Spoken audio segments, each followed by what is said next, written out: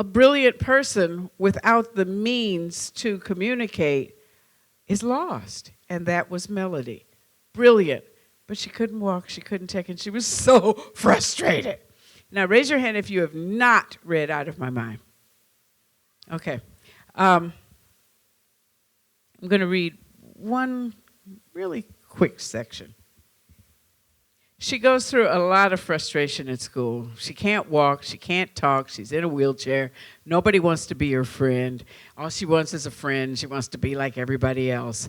And she has an aide that helps her and kind of goes around. And her aide discovers there are machines that you can get that will help you to communicate.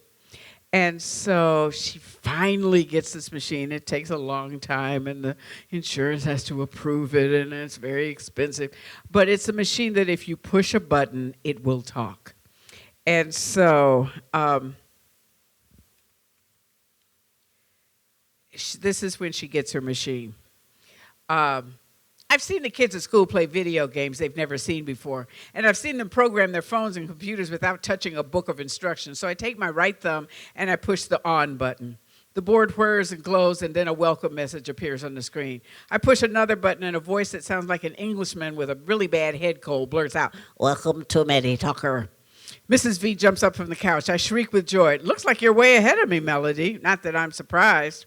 Now let's see what this machine can do. I feel like Christopher Columbus bumping into America. It had been there all the time, but he was the first one in the world to find it. I wonder if his heart had beat as fast as mine is. We quickly discover that the Meditaker has more than a dozen levels, all easily reached with just one button. So on level 1, we program the names of everyone I know. My names, all the members of my family, kids and teachers at school, my doctors, the neighbors, my parents' friends, and of course, Mrs. V, who's the lady who really helps her. On the second level, we add all the vocabulary words we've been collecting. Type, save, type, save. Mrs. V's fingers fly as she keeps adding the words for me. Nouns, verbs, adjectives, adverbs, thousands of words, as well as a cool sentence maker that's located on another level. We prepare hundreds of phrases and sentences and get to them with just a touch. Have you heard the latest song? Hey, what's up? How'd you do on the spelling test? Ordinary words, normal conversation. I have never had that. This is awesome. So finally, Mrs. V stops entering data, and she says, "Would you like to try it out?" The room is absolutely quiet. I stroke the edge of the machine softly, then push 2 buttons. "Thanks, Mrs. V," the computer's voice said. She blinks real fast. I do too. She reaches for a tissue. We both need it. So they go on and they work through the process of learning this machine. I'm so happy. I almost feel like hugging the machine, but that would look silly. Instead, I name it. That's probably dumb too, but sometimes you have to have something that nobody else knows but you. I'm not going to type the name into the machine because it's personal, but in my mind, I'm going to call the machine, the Meditaker, Elvira, after the song. How many of you know that song, Elvira, by the Oak Ridge Boys? Yes, the Oak Ridge Boys should thank me. And so,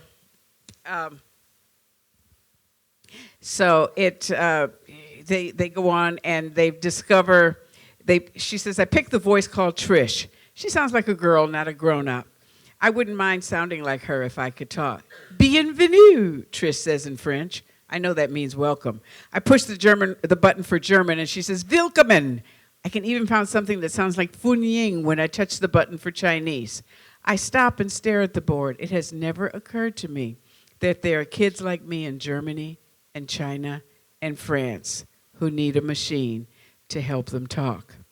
So anyway, they continue to program it, and they put all kinds of words in it. And she's so excited so she can go to school tomorrow and actually talk to her friends. When Dad and Mom come to pick us up, Dad is ready with his camcorder. His hands are shaking a little. "Show us how it works, honey." I can't believe Dad is making a video of me saying my first words. It's almost like when he filmed Penny's first words. Well, not really. I type very carefully, and I push the button to make the machine speak. "Hi, Dad. Hi, Mom. I am so happy." Mom gets all teary-eyed, and her nose gets red. She's looking at me all so soft and gooey.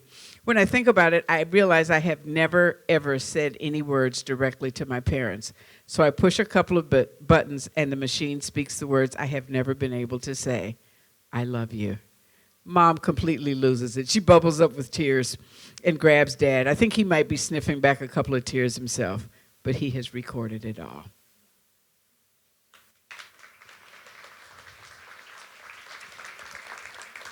So now she's got this machine, and she's going to school the next day. Dun, dun, dun, dun, dun, I am ready.